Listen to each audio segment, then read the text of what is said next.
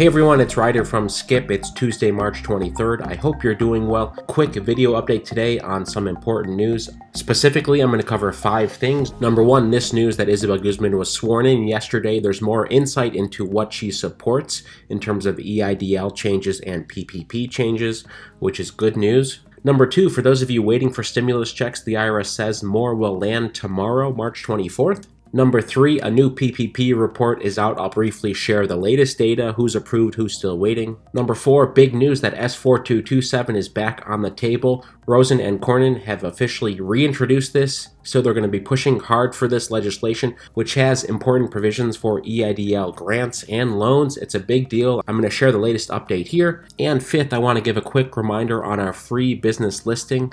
We've had this for several months now as part of our supportcovidrecovery.com initiative to help small businesses across the country. We have tens of thousands listed. It's free and it takes 2 seconds, and it's really helped a lot of businesses. I'll briefly talk about that because I don't think I've mentioned this in 6 or 7 months. As always, thank you so much for subscribing and supporting us. It really means so much, and for liking this video so more people see this. Let's start with Isabel Guzman. I talked about her last week when she was approved by the Senate. Yesterday, she was sworn in. She was sworn in by VP Harris. She's the first Latina to hold the post. She's already vowed to make it easier for the smallest businesses to get help. Many of you watching this channel are some of the smallest businesses, whether it's just you as an independent contractor, self-employed, or a business with a few folks or more. She was the Deputy Chief of Staff to the SBA under Obama, so she's familiar with the day-to-day operations of the agency. During her confirmation hearing, Guzman hinted that she may change the rules around some programs,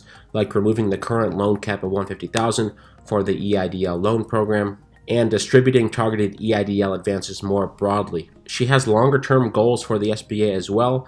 Quote, "We need to modernize the SBA." Guzman has also said that she plans to help underfunded businesses such as sole proprietorships and minority-owned businesses access more funding. The SBA has been criticized for providing too much funding for large corporations and not enough for small businesses. So she has a lot of bipartisan support, and our conclusion here is that this is good news for small businesses, not only the changes she talks about for EIDL and PPP programs, but the longer-term view that she has, how to help more small business owners and how to use technology to speed things up. One of the biggest problems with the SBA now is the speed at which they can help businesses. So if you want to read more, this is on our blog and app.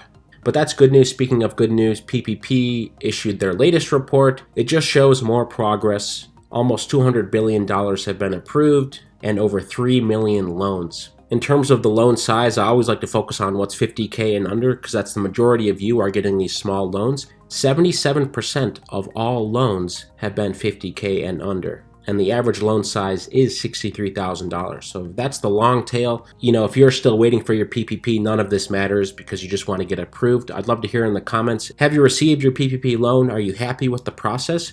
Are you still waiting? As much as you want to share, would love to hear. Now, before I talk about S4227 and the good news here that there's a new push for this, I want to share the stimulus check news. IRS says more stimulus checks will go out tomorrow. It didn't say how many payments it plans to issue on Wednesday, but last week the IRS deposited about 90 million checks via direct deposit and mailed another 150,000 checks to people. Earlier this month, IRS and Treasury officials said they plan to send around 100 million payments within the first 10 days of distribution for the third round of stimulus payments. So lots has happened here. But if you're still waiting, the fact that the IRS has said they're going to do another batch tomorrow is good news. So stay tuned for that. Check your bank account. Many of you already have the stimulus checks in your bank account. One of the things it's doing is working directly with the Social Security Administration, Railroad Retirement Board, and Veterans Administration. Some of you watching have asked about that. What if you didn't file? What if you're on Social Security? So the IRS is working on that. Lawmakers are calling for prompt payment to these folks, people on Social Security benefits. Democratic leaders on the House Ways and Means Committee are calling for the IRS and SSA to step up their efforts to get to these people. So I hope this makes a difference here. Finally, the big news, this is great. Rosen and Cornyn, for those of you who don't know, introduced this bill last year saying that everyone should be entitled to the full $10,000 if you applied for an EIDL grant and you were eligible.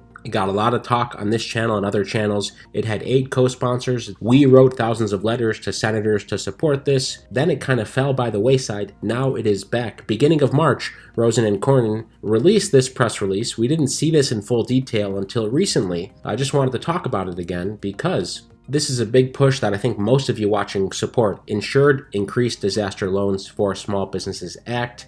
It's bipartisan legislation. It would help most of you. They're going to push for it. I reached out to Rosen's office to find out the latest here, but here is the background on what this bill would do if it is approved. It would provide $15 billion in appropriations for EIDL Advance Grants, not targeted EIDL Advance Grants, period. The reason for this is it would help businesses get the full $10,000 amount. That's bullet number 3 here.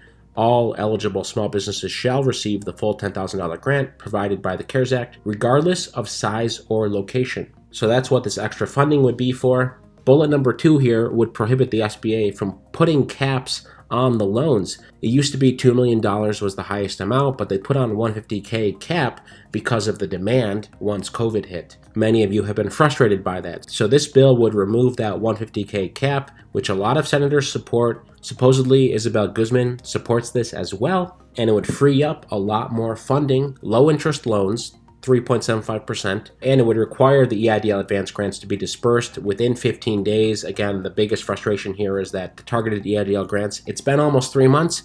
Most of you haven't seen anything. So this would address that, and they'd have to submit a monthly report to the House and Senate Committee on Small Business and Appropriations. Great news all around, especially with Guzman. It feels like there's momentum here. We'll keep you posted there. Finally, to end today's quick update, I just want to remind everyone at supportcovidrecovery.com, you can list your small business.